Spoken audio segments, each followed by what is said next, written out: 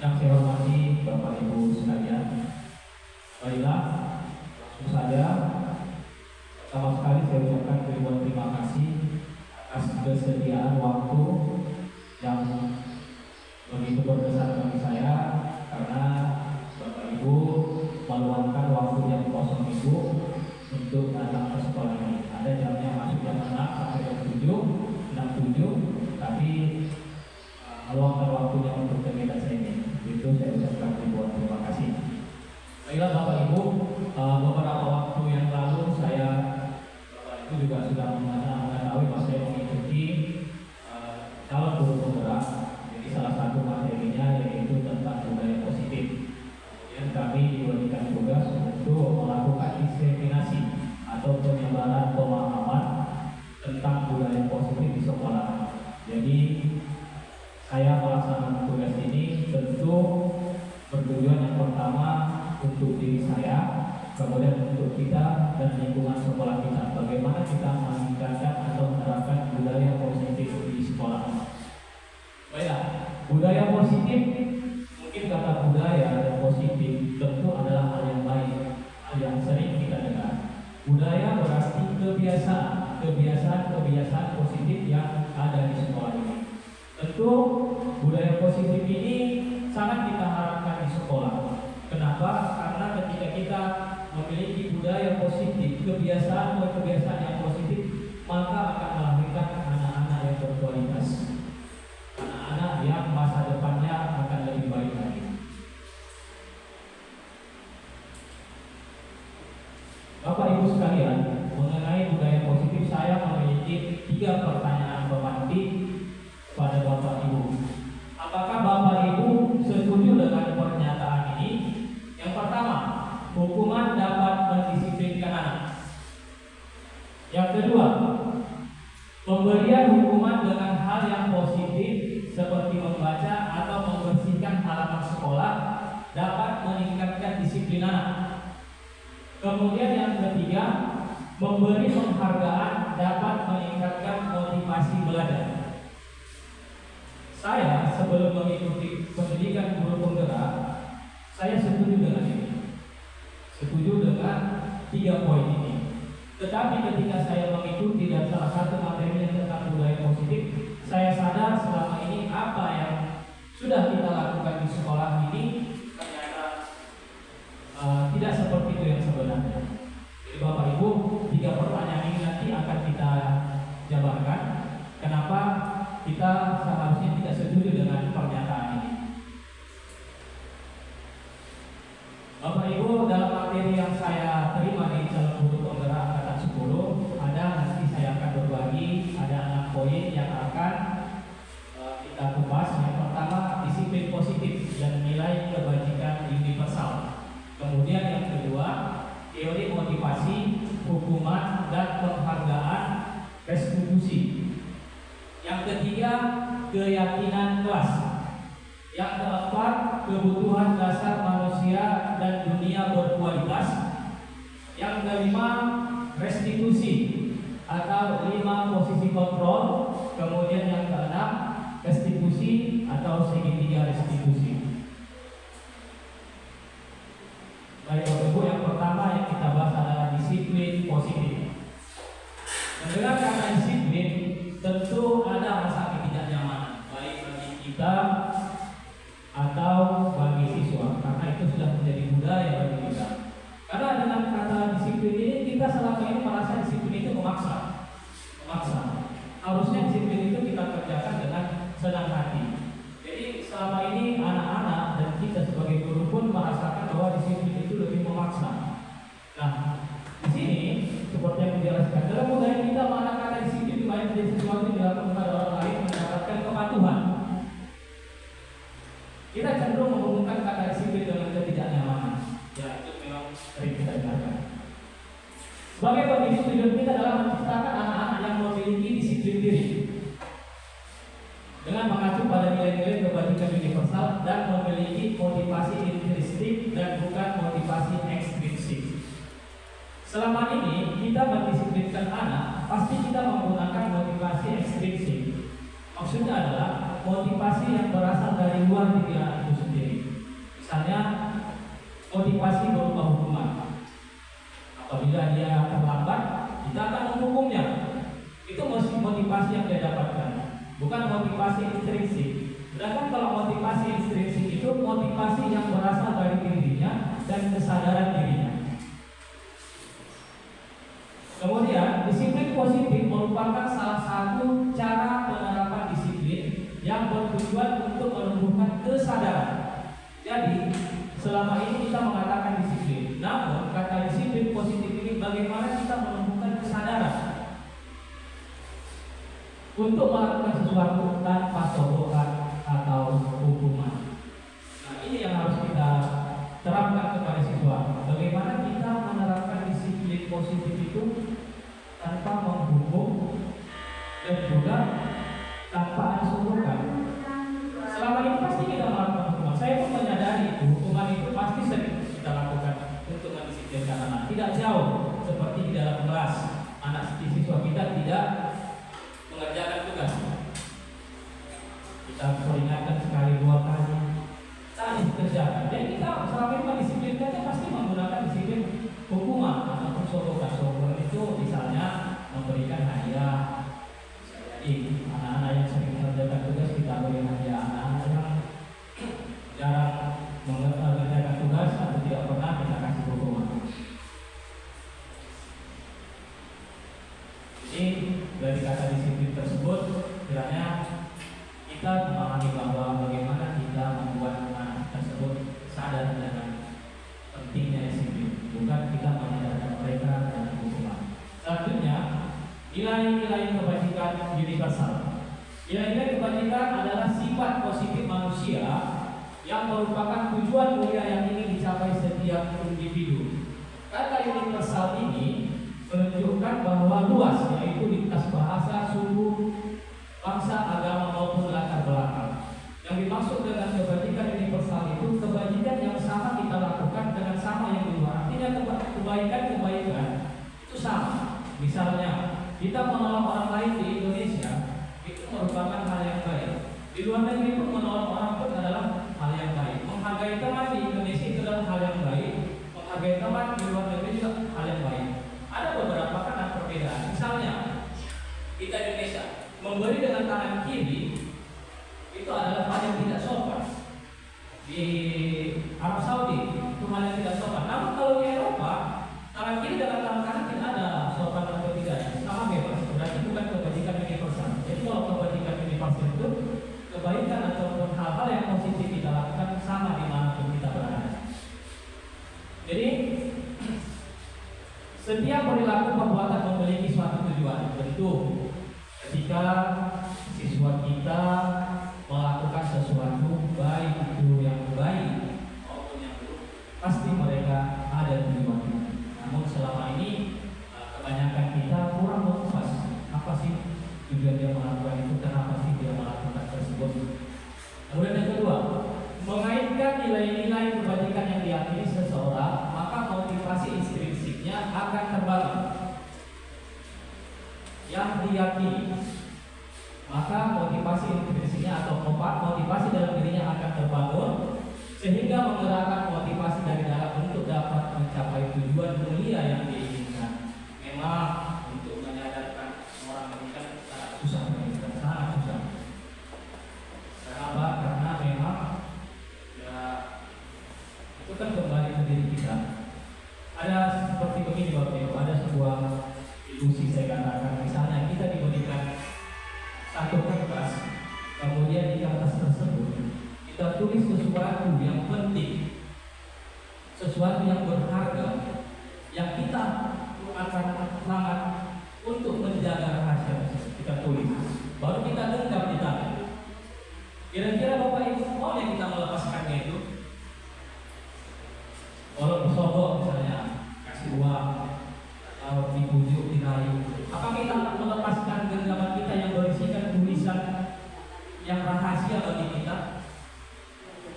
Tentu ada yang memberi, ada yang tidak.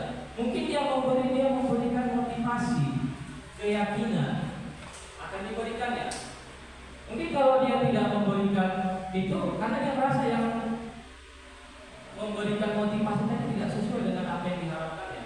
Jadi untuk melepaskan mengkontrol diri itu kan kita sendiri.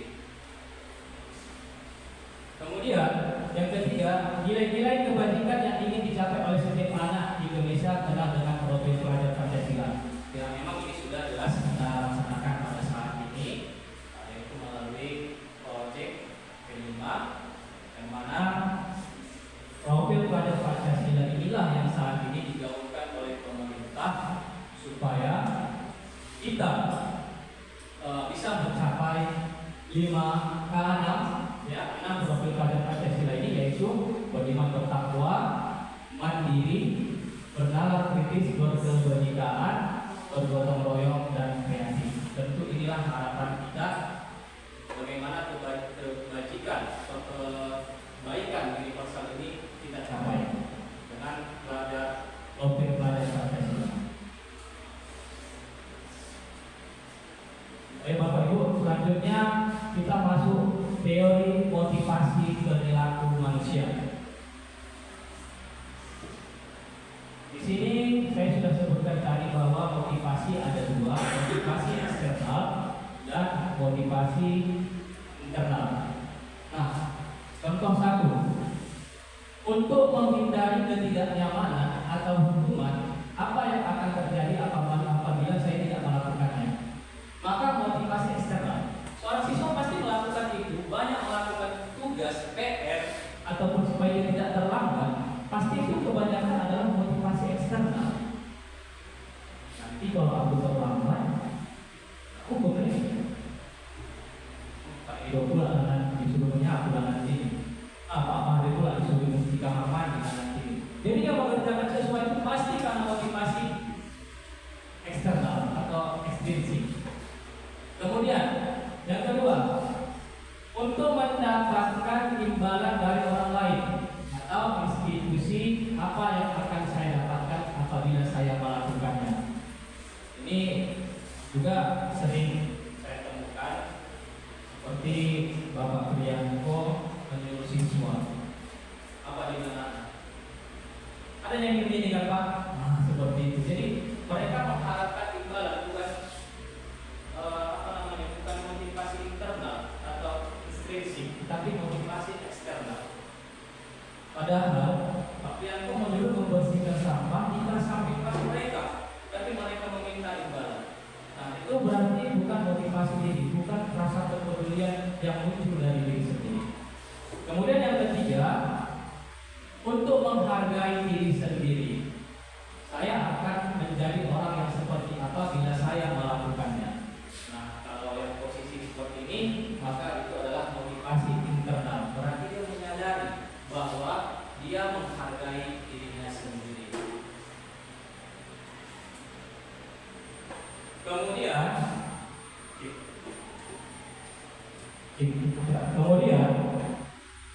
restitusi.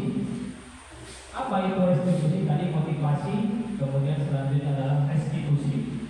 Restitusi adalah proses menciptakan kondisi bagi murid untuk memperbaiki kesalahan mereka sehingga mereka bisa kembali pada kelompok mereka dengan karakter yang lebih kuat. Restitusi juga merupakan proses kolaboratif yang mengajarkan murid untuk mencari solusi untuk masalah mereka. Bapak Ibu sekalian, restitusi ini adalah cara kita memperbaiki kesalahan mereka, cara kita menghukum mereka.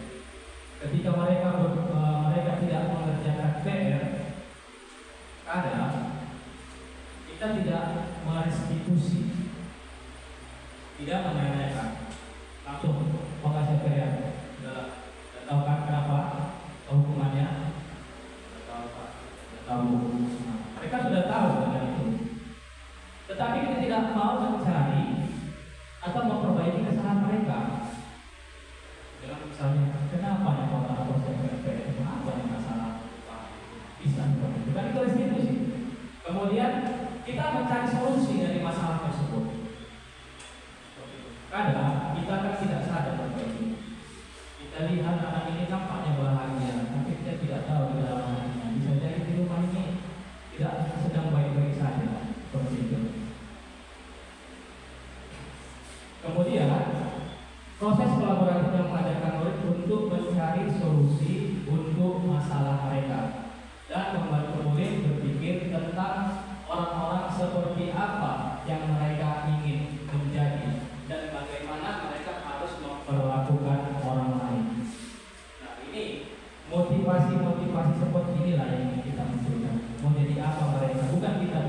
mau jadi apa, tapi mereka sendiri yang menyadari aku mau jadi apa. Jangan kita yang mengatakan seperti itu. Itu restitusi. Kita mencari jalan keluar dari permasalahan dia. Kenapa? Mungkin mereka butuh solusi dari kita. Anak ini kadang-kadang butuh solusi. Tiap anak ini kan kita sama-sama tahu memiliki keunikan, karakter yang berbeda-beda. Di kelas itu kadang kita menemukan banyak perbedaan karakter-karakter. Seperti saya masuk di kelas 92, bermacam-macam karakter di situ. Nanti akan kita lihat di posisinya di situ. Ya, setelah tadi restitusi kita mencari bagaimana penyelesaian masalah. Nah, di sini ada ciri-ciri restitusi. Mungkin kita juga pernah melakukan ini tanpa kita sadari, tapi kita tidak tahu namanya itu adalah restitusi. Satu, bukan untuk menebus kesalahan, namun untuk belajar dari kesalahan. Ketika dia berbuat salah, saya rasa kita selalu dengan menebus. Misalnya, apalah kira-kira yang kau apa, adalah dihormatilah kau ya, kita bilang. Adalah sapulah halaman belakang itu ya, berarti kita menebus kesalahan. Tapi bukan kita memunculkan motivasi belajar dari kesalahan. Yang kedua, memperbaiki hubungan. Memperbaiki hubungan antara guru dan siswa. Yang ketiga, tawaran bukan paksaan. Yang keempat, restitusi menuntut untuk melihat ke dalam diri. Jadi Bapak Ibu, kalau dari kata restitusi kita ini lebih masuk ke sekolah kan? Kita mau mengajak anak itu untuk berbicara, makanya untuk BP dan untuk BP lah maksudnya ini sangat dibutuhkan. Bagaimana mengajak siswa kita itu berbicara berbahasa kita dari hati ke hati, dan seperti itu. Kemudian restitusi mencari kebutuhan dasar yang mendasari tindakan. Nanti kita belajar Bapak Ibu apa itu kebutuhan dasar manusia.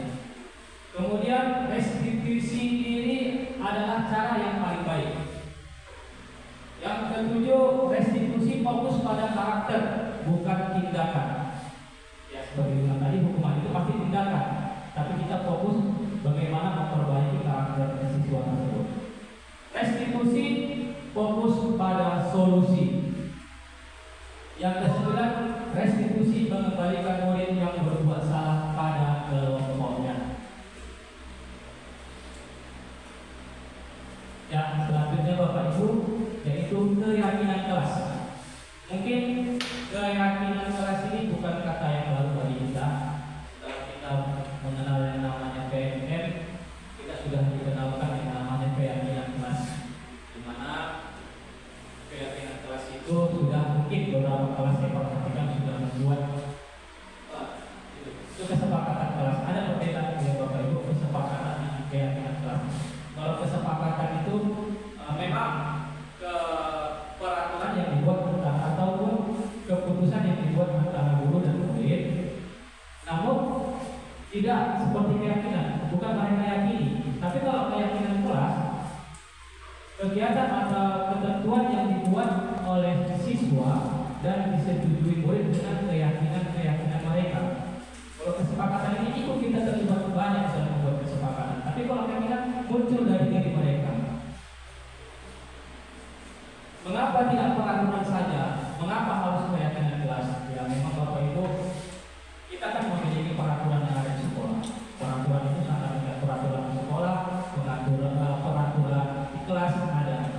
Namun kan peraturan itu pasti tidak melibatkan siswa dalam pembuatannya. Mereka datang ke sekolah ini, mereka sudah dikasih inilah peraturan sekolah kita. Seperti ada pengekang yang namanya peraturan. Sebagai contoh seperti ini. Mengapa kita memiliki peraturan harus menggunakan helm bila mengendarai kendaraan roda dua? Jawabannya cuma satu, takut ada razia. Nanti jawaban kita takut ada razia. Tapi kita tidak menyadari bahwa pasti kita sadar ketika kita berhelm, kalau kita kecelakaan, resiko untuk fatal berkurang. Seperti itu.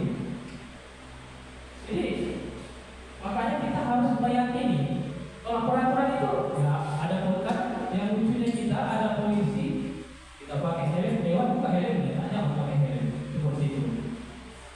Kemudian mengapa peraturan 3M, ini masa-masa COVID yang kemarin gitu.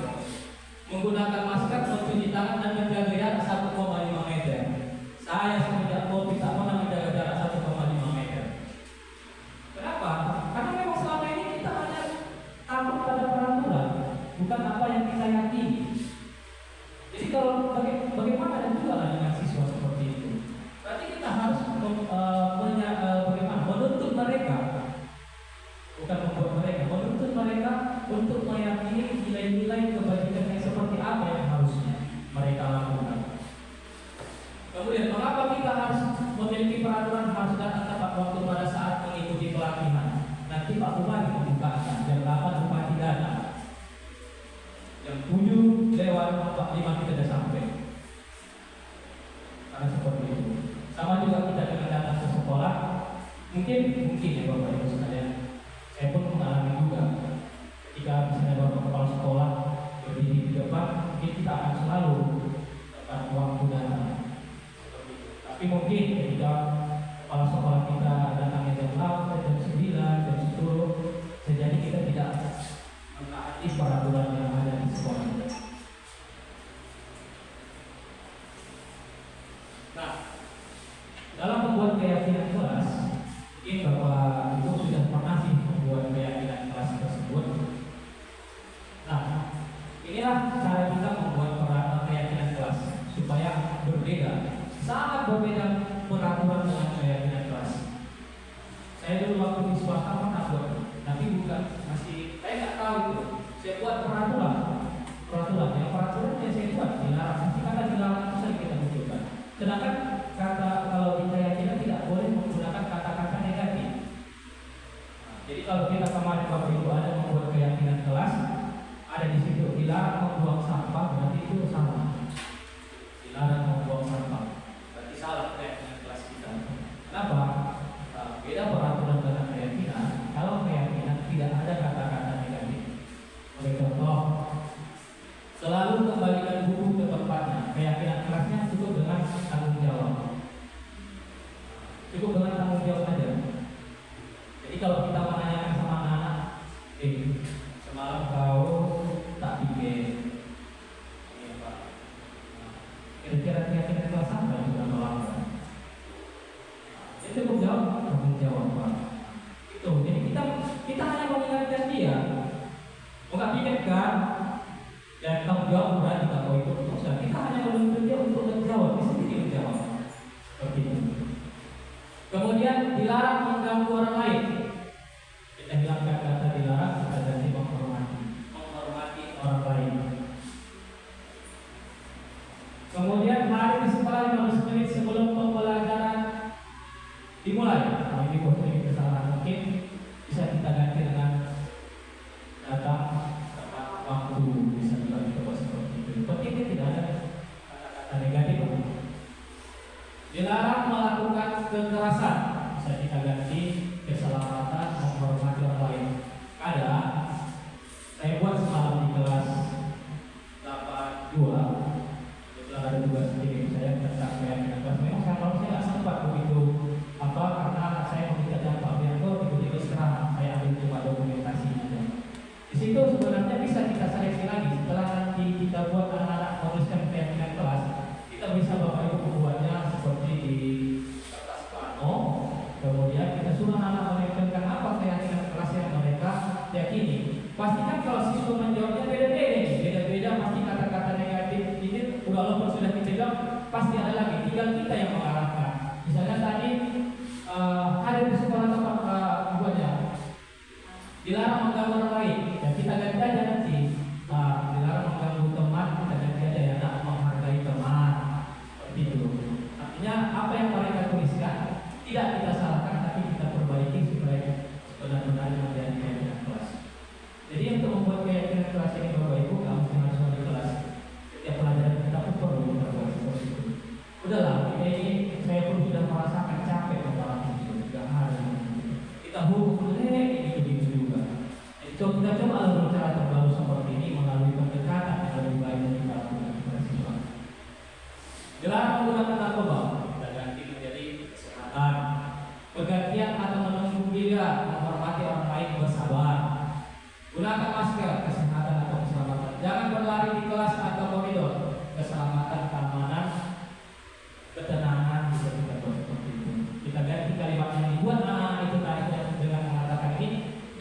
kembali anak-anak tersebut kita suruh untuk membacakan keyakinan kelasnya, dan kita suruh mereka lagi wajiban, dan suruh mereka untuk menghafal keyakinan kelas tersebut.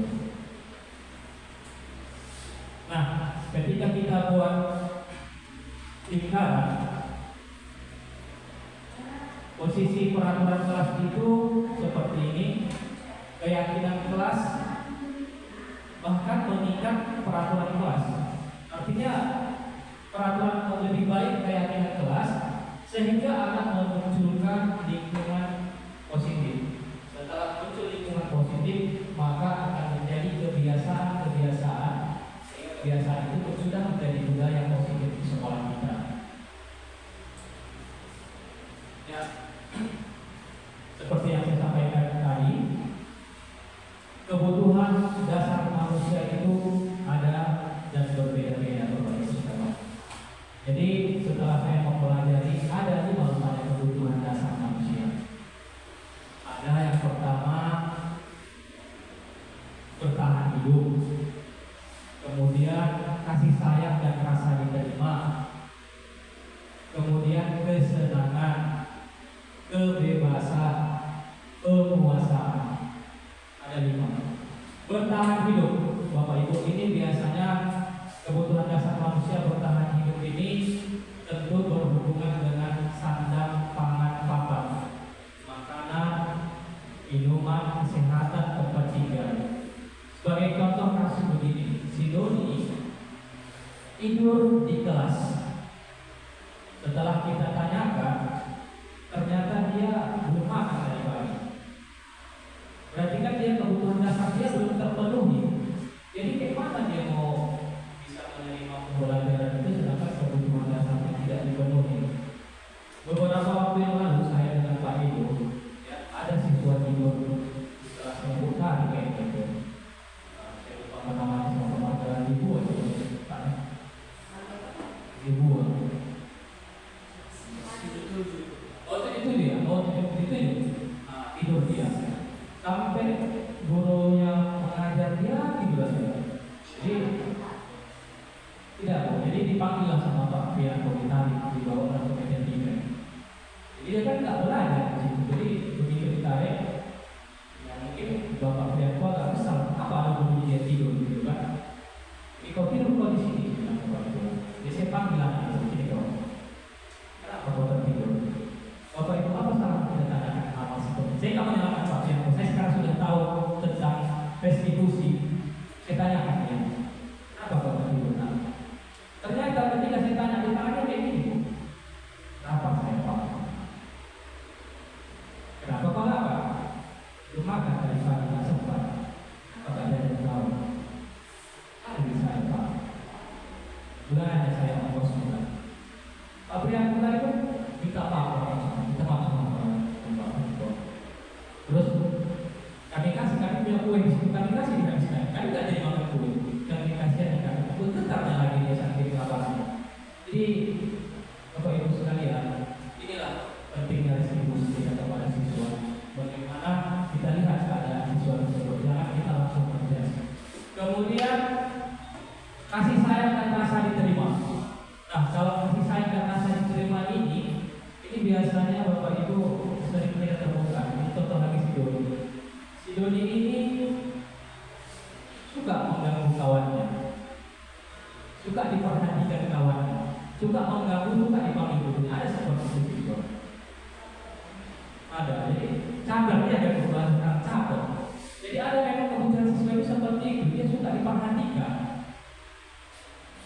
Kemudian penguasaan. Nah, penguasaan ini Bapak Ibu, ini kalau bisa anak ini dia jadi suruh. Ini penguasaan. Dia merasa aku bisa, mau nyontok saja jadi suruh.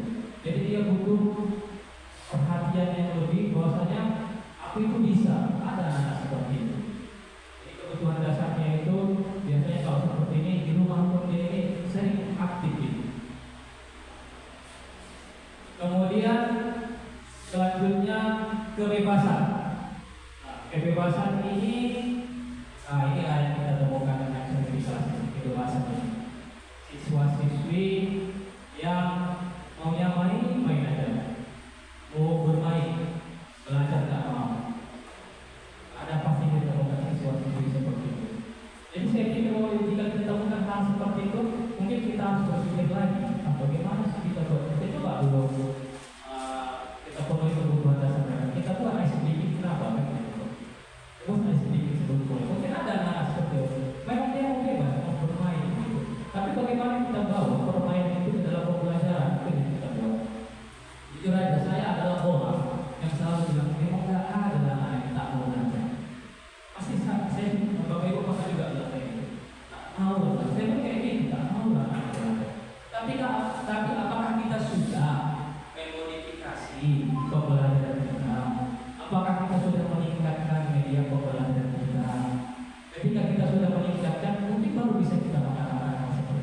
kalau kegiatan pembelajaran kita sama ya, saya rasa harus ada yang kita ubah.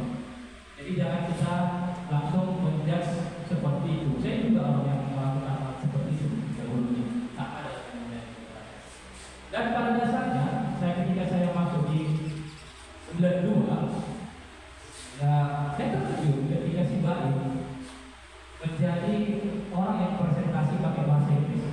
Siap bilang ketika maju ke depan presentasi pakai bahasa Inggris, walaupun dengan bahasa lucunya yang membuat orang tertawa-tawa, tapi sudah kalian yang tertawa, dia sudah berani tampil seperti itu.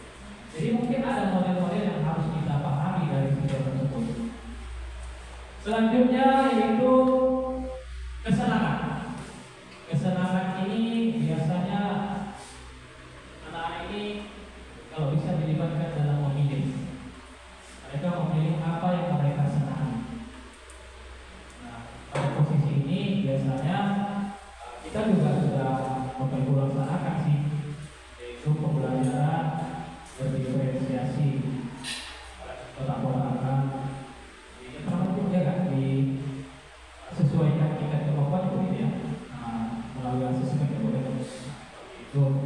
Nah, sehingga mereka bisa membuat pilihan belajar yang mana mereka sukai. Kadang-kadang memang saya perhatikan anak-anak ini yang suka anak-anak ini model praktek, ya kan model praktek. Apalagi ada medianya yang mereka lihat seperti itu. Kemudian Bapak Ibu sekalian, ini adalah 5 posisi kontrol restitusi. Ini adalah posisi kita. Coba Bapak Ibu lihat di sini yang 5. Kira-kira Bapak Ibu, yang mana yang biasa kita lakukan itu? Penghukum, pembuat merasa bersalah, teman, pemantau, atau manajer?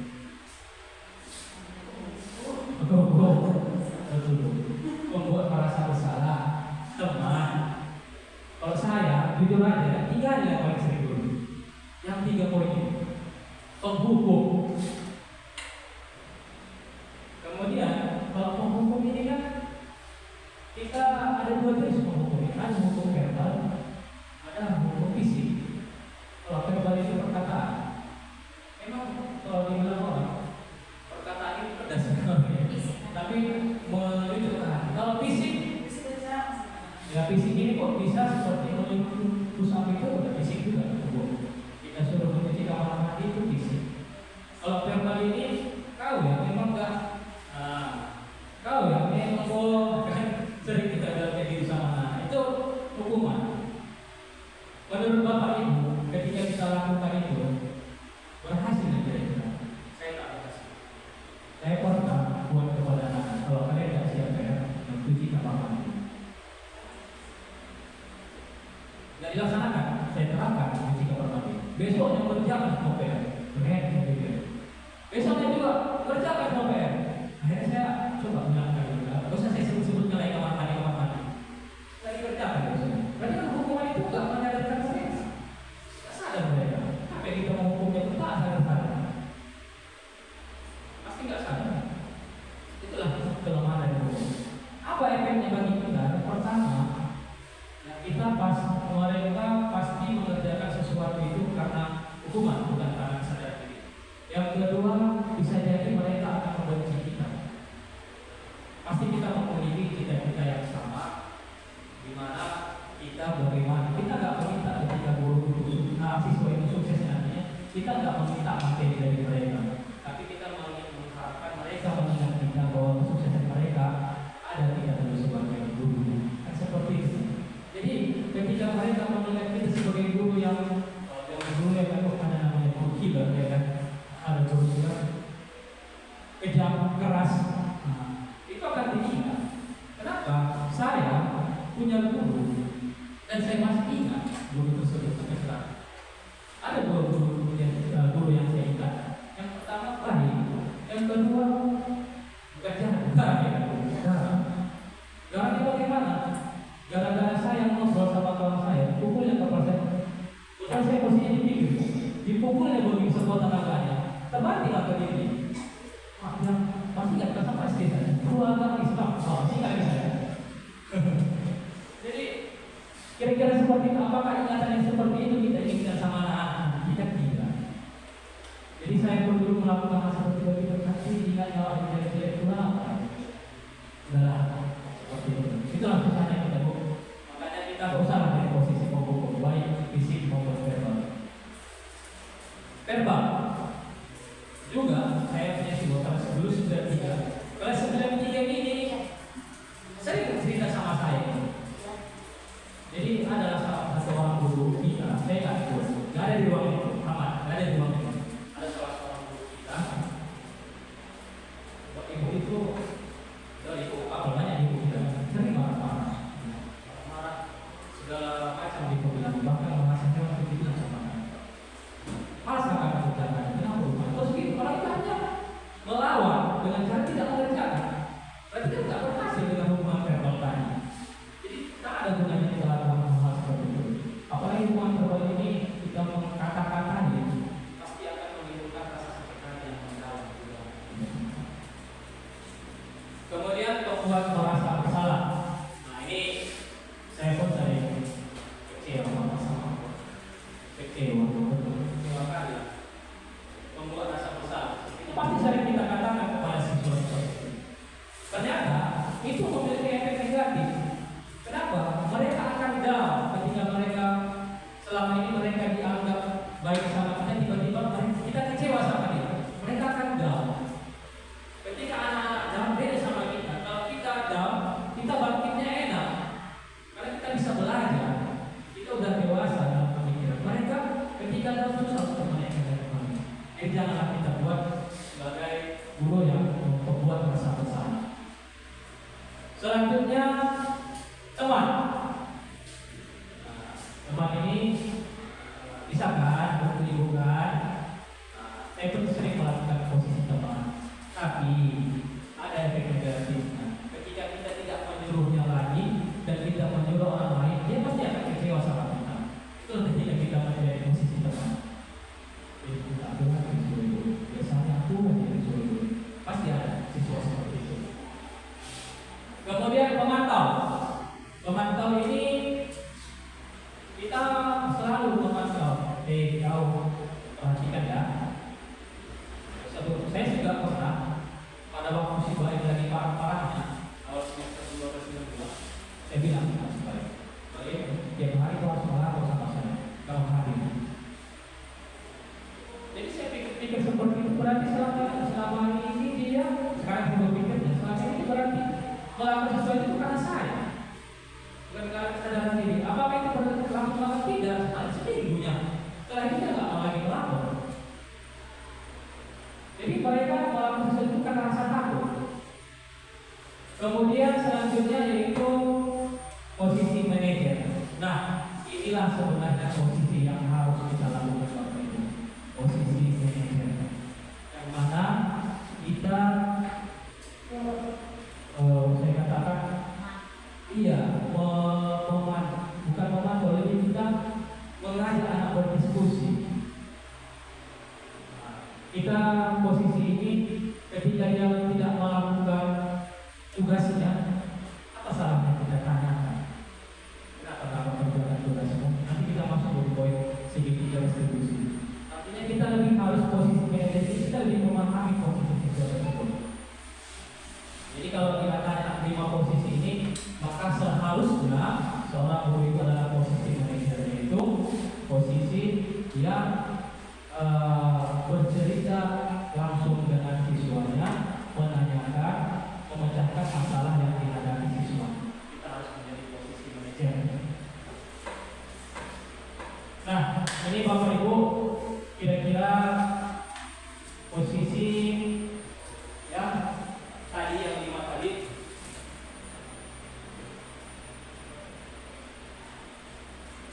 Penghubung, identitas gagal, penghubung, membuat orang merasa bersalah, teman, pemantau, manajer. Kalau dia penghubung membuat merasa bersalah, identitas gagal. Kenapa? Karena mereka menghindari hukuman.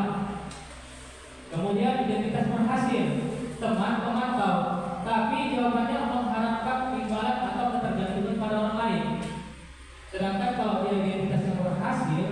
kontrol diri, kalau ini tadi kontrol dari luar, menghargai diri sendiri, maka posisi sebagai manajer.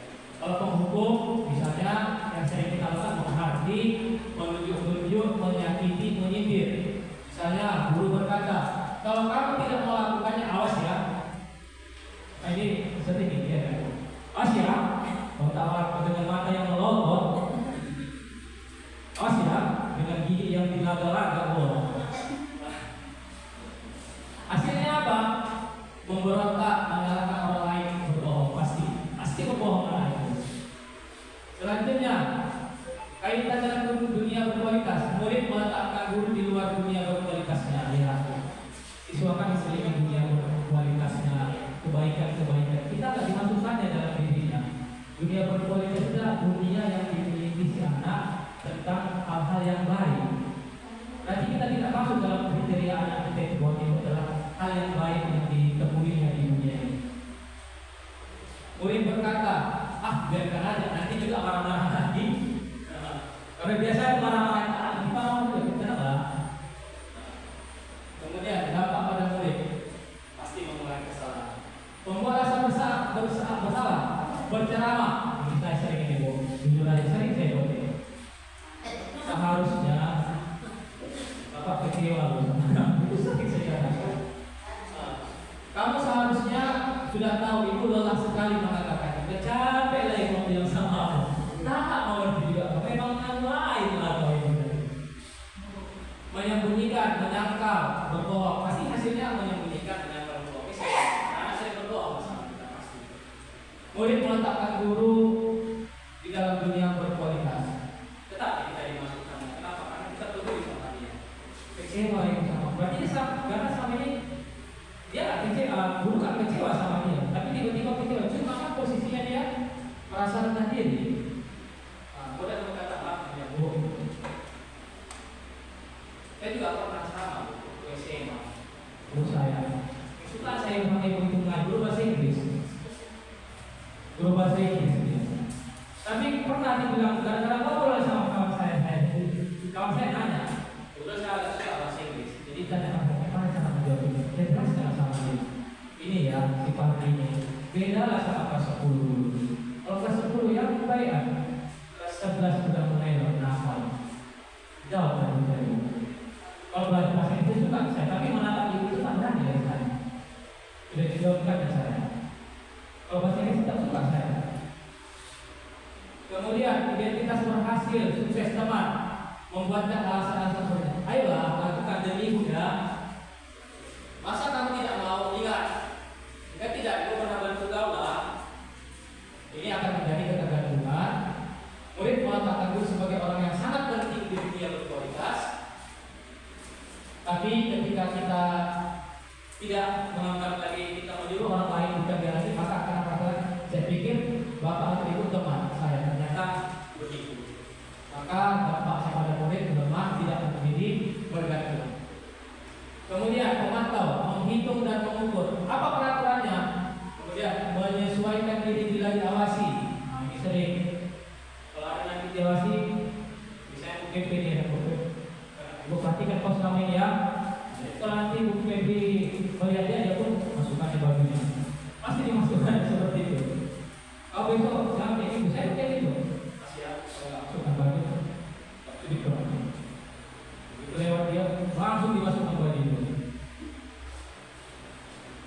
Kemudian berapa banyak murid berkata berapa banyak bintang yang saya harus peroleh, berapa halaman yang harus saya tulis. Kemudian menitik beratkan pada sanksi atau hadiah untuk dirinya. Berapa muridnya menitik beratkan pada sanksi atau hadiah untuk dirinya.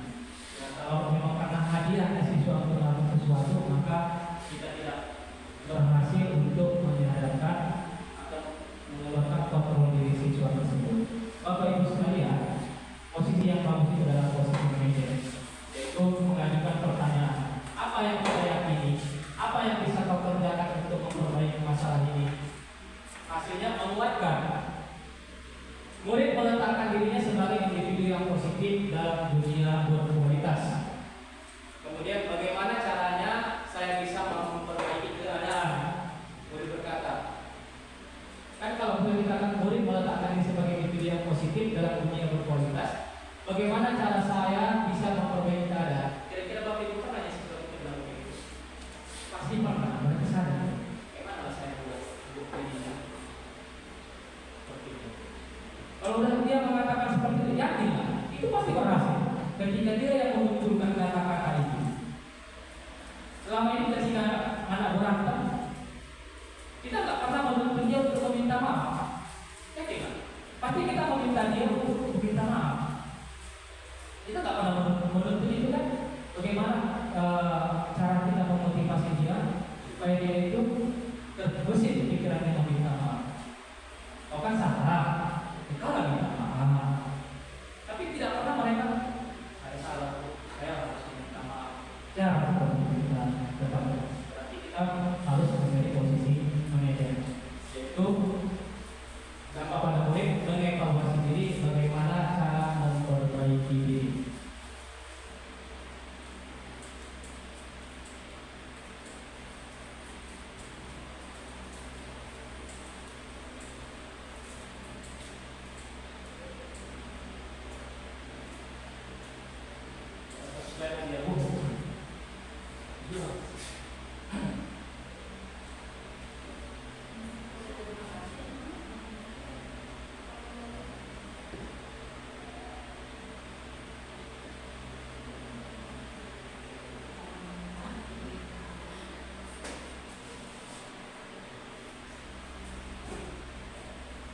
Bapak Ibu kita lakukan apa? Apa yang tugasnya?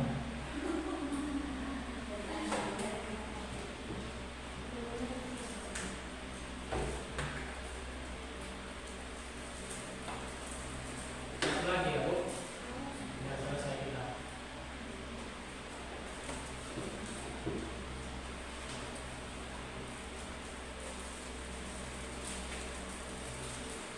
Ya.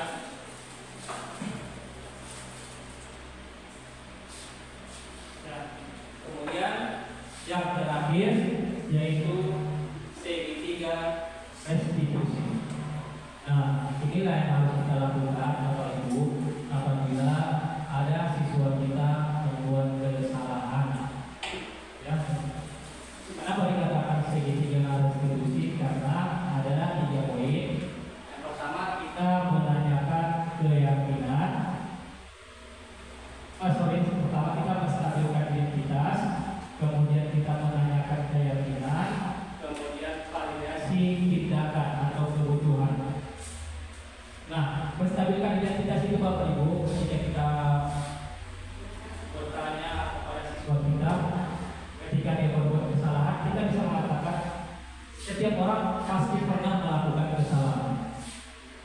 Harus kita katakan seperti itu dulu. Artinya kita jangan langsung menyalahkan dia.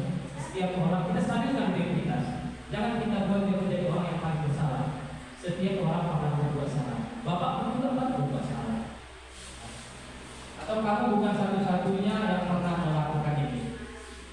Selanjutnya, menanyakan keyakinan nilai-nilai apa yang telah kita sepakati. Nah, Bapak Ibu sekalian, sebelum kita melakukan segitiga restitusi, tentu kita harus membuat yang namanya keyakinan kelas dulu. Supaya bisa kita menanyakan keyakinan kelas apa yang sudah terlakukan. Misalnya tadi dia berantem sama temannya, ya Bapak juga belum pernah berantem. Ya, setiap manusia pasti pernah berbuat kesalahan.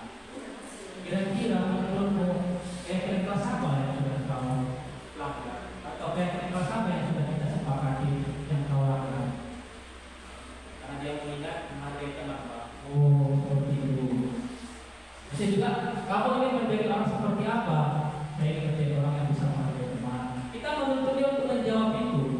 Bukan kita suruh dia, bukan kita yang menghargai. Ya, kau harus menghargai teman. Kita menuntut dia untuk mengatakan hal seperti itu. Kemudian validasi kebutuhan. Validasi kebutuhan dulu. Kamu tentu punya alasan mengapa melakukan itu ya. Ketika kita berbuat kesalahan, tentu harus ditanya kenapa dia melakukan itu. Jangan langsung kita hukum. Kita tanya. Berantem dia sama kawan. Kita tanya. Kenapa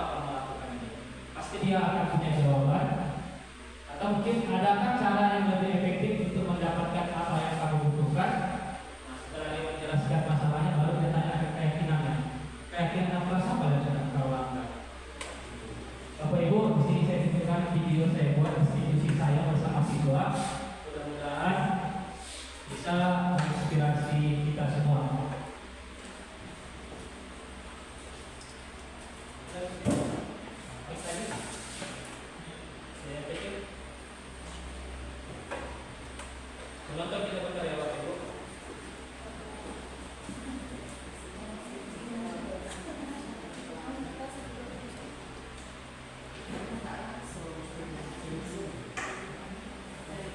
Ya.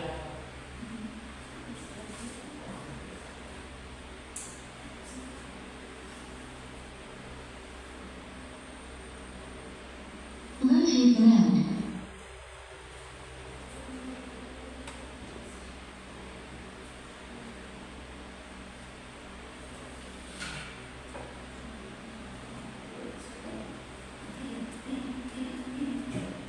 Bapak Ibu kalau apa namanya?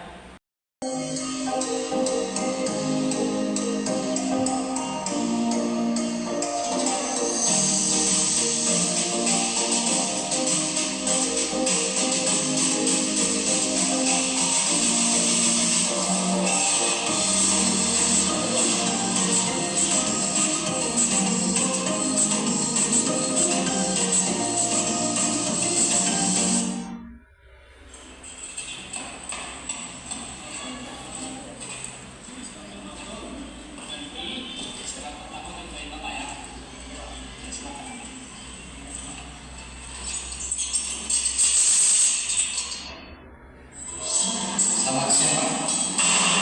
Siang ini silakan dulu. Ada apa ya Pak? Oh, ini Bapak lihat bisa diterima. Iya. Bapak juga bahas. Oh iya, ini pasti dibahas. Saya telepon Pak. Setiap malam ada teman satu hari.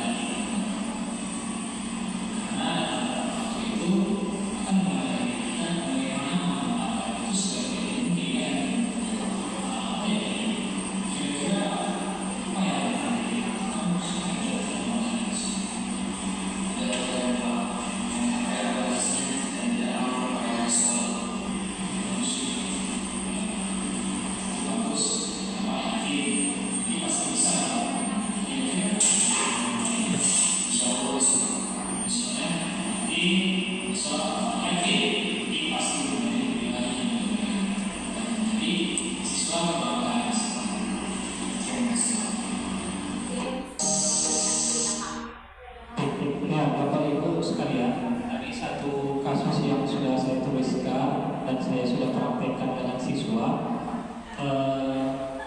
di sini ya yang saya lakukan itu akan saya lakukan ke depannya dan mudah-mudahan Bapak Ibu juga bisa melakukannya. Contohnya si Riki terlambat ke sekolah, ya saya panggil dia ke ruangan saya. Kenapa? Karena ketika kita melakukan restitusi, karena restitusi itu kan suatu kegiatan dialog antara guru dan siswa, guru dan murid. Tentu jangan ada orang-orang yang melihatnya nanti dia mungkin malu, segan dan sebagainya. Jadi ketika kita berdua, saya tanyakan sama dia, Bapak lihat selama Riki akhir-akhir ini sering terlambat. Iya Pak. Ya nggak apa-apa, Bapak dulu pernah terlambat sekolah. Namanya juga manusia kan, pasti pernah punya kesalahan. Iya Pak. Jadi kita udah stabilkan nih, betul ya.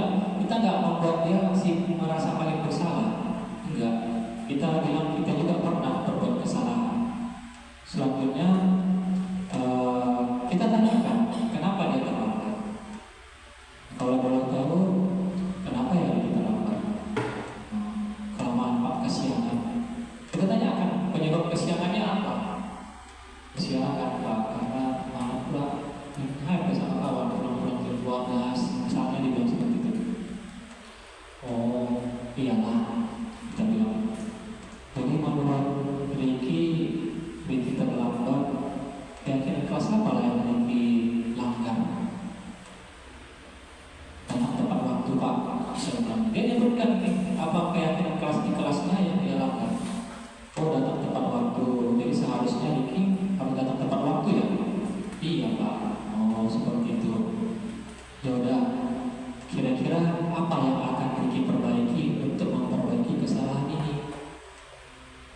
kita cuma arahkan dia aja. Kalau Pak saya nggak mau begadang lagi, saya mau gini, nggak mau lagi nongkrong sama kawan. Oh iya, bagus begitu. Memang seperti itulah seharusnya. Kita tambahi jawabannya tadi. Memang seperti itulah harusnya kita. Kalau kita masih sekolah, ya janganlah begadang-begadang. Cepatlah tidurnya. Nanti Riki sekolahnya malas. Iya Pak. Kira-kira kapan Riki akan melakukan itu? Besok. Oh iyalah. Mudah-mudahan Riki semoga tetap semangat sekolah ya. Kita nggak ada kata-kata kita itu yang mendownkan dia. Kalau seandainya muncul pertanyaan, kalau nggak berhasil, ya kita buat aja. Nggak berhasil lagi berarti kita perlu koordinasi dengan orang tuanya. Apa masalah dia? Memang bagaimanapun kita tidak bisa terlepas dari 3 peran tadi, guru, murid, dan orang tua. Ketika itu tidak berhasil, tentu peran orang tua juga sangat dibutuhkan dalam hal ini.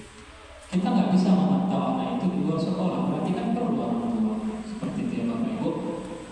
Jadi itulah contoh salah satu segitiga restitusi yang saya buat. Mudah-mudahan kiranya ke depannya kita bisa menerapkan ini untuk mendapatkan siswa-siswi kita yang berkualitas, berkarakter, beriman, dan bertakwa kepada Tuhan Yang Maha Esa. Baiklah Bapak Ibu sekalian, mungkin pemaparan materi saya sampai di sini. Kira-kira ada pertanyaan Bapak Ibu?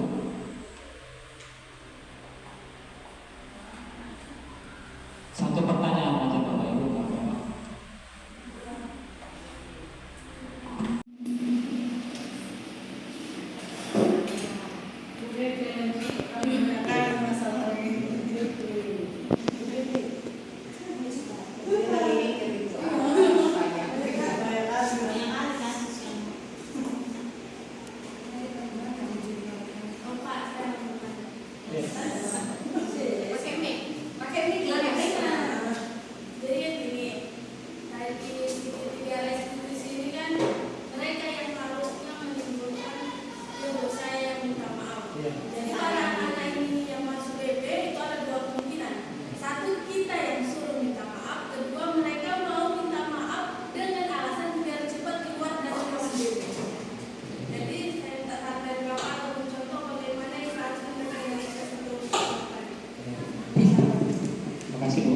Febri sebagai BP di SMP Negeri 1 yang atas, memang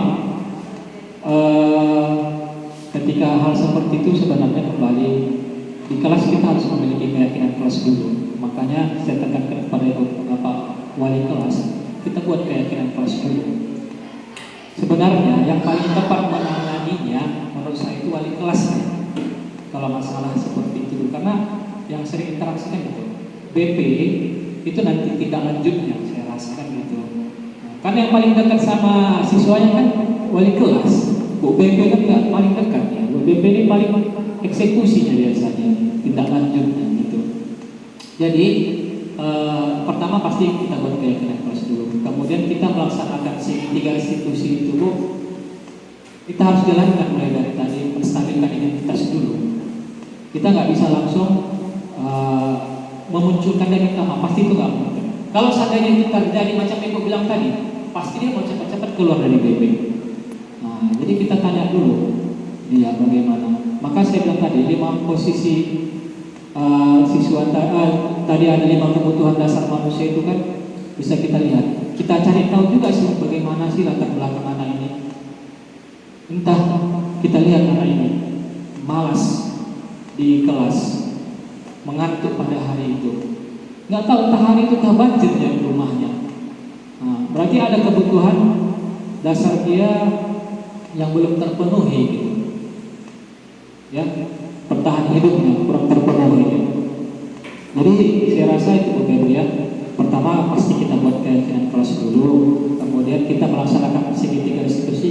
Kita tanya mulai dari menstabilkan identitas, validasi tindakan, baru kita masuk keyakinan kelas. Setelah keyakinan kelas, maka akan muncul apa yang harus dia lakukan. Nah, makanya bilang harus perlu pendekatan dengan siswa kita. Seperti itu, Bu Feb. Bagaimana, Bu Feb? Ya, Bapak Ibu.